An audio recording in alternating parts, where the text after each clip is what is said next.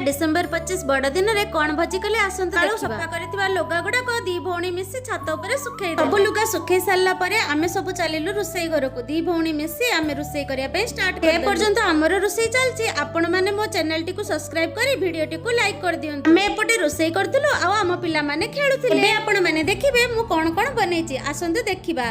एठी मेथी साग पतुआ तापर बंधा कोबी बड़ा ହେଇची आउ एटा बड़ी चूरा आउ बिलाती भाजी की चटणी ହେଇची कोन पई कहबी पखाळ पई। तापरे मु बापा को भात बाडी देली आउ समस्त को पई पखाळ तरकारी बाडी देली आउ समस्त मिसी खाया पई लागि गलु। डिसेंबर 25 बड़ दिनटा गुरुवार पड़िथिला बोली हमर आज पखाळ दिवस मानि देलु।